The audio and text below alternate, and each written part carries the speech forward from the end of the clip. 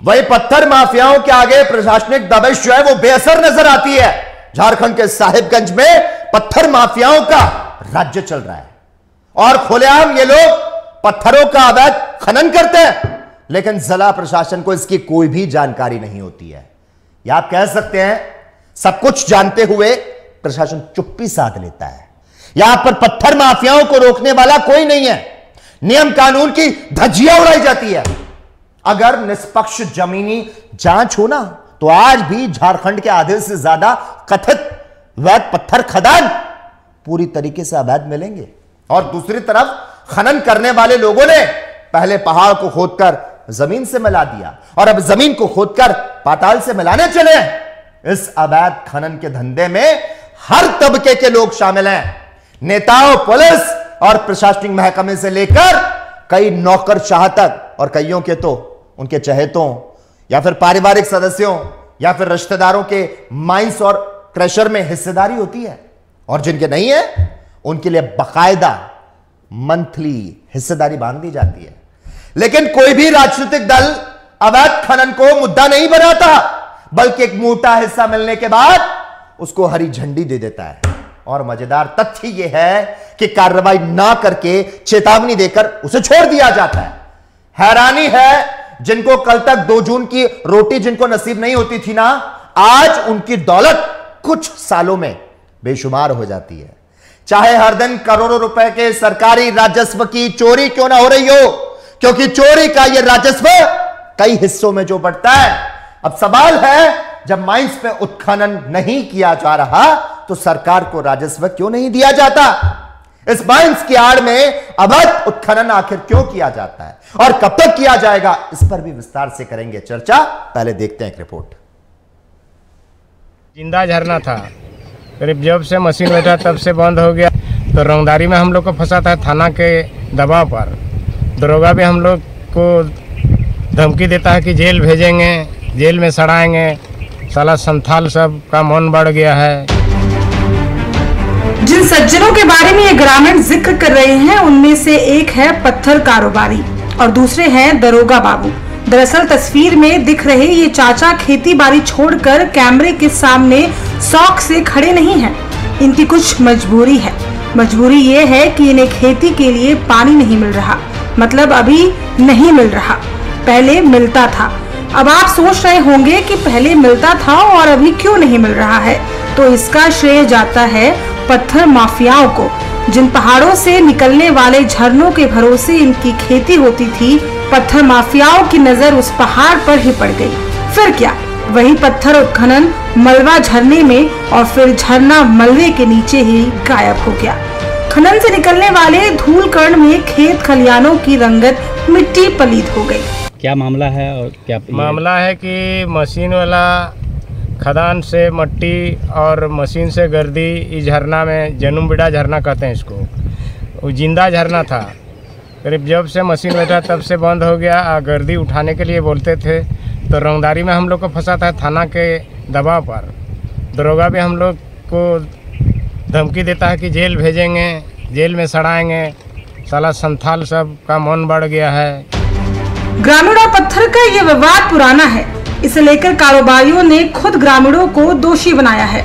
आरोप है कि ग्रामीण आने जाने वाले गाड़ियों को रोकते हैं और पैसा मांगते हैं। हालांकि ग्रामीणों की पीड़ा तो एसपी साहब को पता ही नहीं थी। अब संज्ञान में आया है तो एसपी की ओर से आश्वासन प्राप्त हुआ है। व्यवसायी जो क्रशर चलाते हैं उनके द्वारा दिए गए आवेदन के आधार पर जिरवाबाड़ी थाना में ज़बरदस्ती वाहनों के आवागमन को रोक करके और पैसे की मांग किए जाने के संबंध में एक प्राथमिकी दर्ज की गई है और इस संबंध में अनुसंधान किया जा रहा है। दूसरी तरफ जो आपने बात बताया है, इसकी जानकारी पुलिस को अभी तक नहीं है और ये मामला जो है संबंधित विभाग जो है, इसमें पर्यावरण या फिर माइनिंग के जो परमिशंस देते हैं माइनिंग विभाग है, वो उसमें संबंधित विभाग जांच करके आगे की कार्रवाई करेंगे। इसके संबंध में पुलिस को कोई जानकारी नहीं है। ये मामला 5 सालों से खिंचता जा रहा है।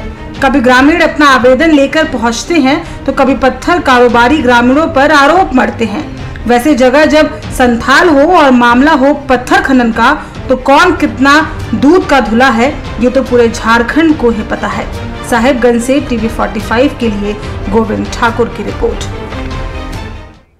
और इस खबर पर ज्यादा जानकारी देने के लिए हमारे साथ हमारे संवाददाता गोविंद ठाकुर फोन लाइन पर जुड़ चुके हैं। गोविंद ठाकुर, कई पहाड़ मानचित्र से गायब हो रहे हैं क्योंकि पहाड़ों में पत्थर माफियाओं की काली नजर जो है। क्षेत्र में पत्थर माफिया हर महीने करोड़ों रुपए को डकार कर मालामाल हो जाते हैं, लेकिन स्थानीय प्रशासन को इससे कुछ भी लेना देना नहीं रह गया। अगर वक्त रहते प्रशासन इन पत्थर माफियाओं के खिलाफ कोई कार्रवाई नहीं करता तो पहाड़ जो है वो तो मानचित्र से गायब हो जाएंगे। और जिस तरह से आप ही ने रिपोर्ट भेजी है, झरने की, पानी की समस्या भी इससे हो रही है, धूल कण भी समस्या हो रही है। क्या प्रशासन जो है वो नींद में सोया हुआ है क्या? जी मुकेश, साहिबगंज जिले की बात की जाए तो साहिबगंज जिला जो है यूं ही प्राकृतिक की गोद में बसा हुआ है। एक और साहिबगंज जिला जहां जो है प्राकृतिक की सुंदरता यानी कि पहाड़ियों का सुंदरता निखारती है साहिबगंज जिला में, तो दूसरी ओर गंगा नदी है।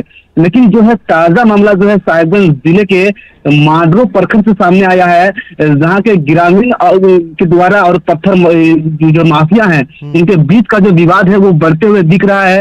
दरअसल ग्रामीणों का आरोप है कि जो मांडरो के भवानी चौकी के आसपास जो पहाड़ हैं उन पहाड़ों में जो है धड़ल्ले से माइनिंग किया जा रहा है और पत्थर की चोरी की जा रही है। साथ ही साथ जो है पहाड़ों के आसपास जो ग्रामीण के जो खेती जमीन यानी कि उपजाऊ जमीन है वो भी बंजर हो रहे हैं जी।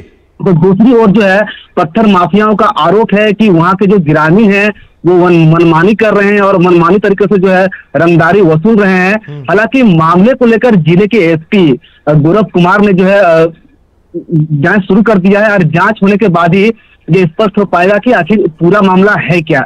जी मुकेश। बिल्कुल, धन्यवाद गोविंद ठाकुर तमाम जानकारी को हमसे साझा करने के लिए।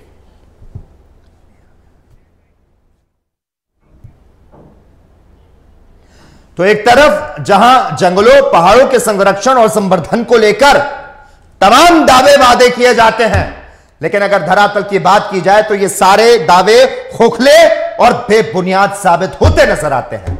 खुलेआम सारे नियम कायदों को किस तरह से दरकिनार किया जाता है, उत्खनन किया जाता है। पत्थरों का अगर बेतहाशा उत्खनन करोगे तो पहाड़ तो पूरी तरीके से खत्म होने के कगार पर आ जाएंगे। जब जमीन को निगलने की फिराक में पत्थर माफिया आप लोग हो, आखिर कब तक माफियाओं का यह मनोबल बढ़ता रहेगा? यह सवाल टीवी 45 बार बार और लगातार करता रहेगा। और इसी के साथ ही इस वक्त के बुलेटिन में बस इतना ही। देश और दुनिया के तमाम अहम खबरों को देखने के लिए जुड़े रहिए हमारे साथ और देखते रहिए टीवी 45।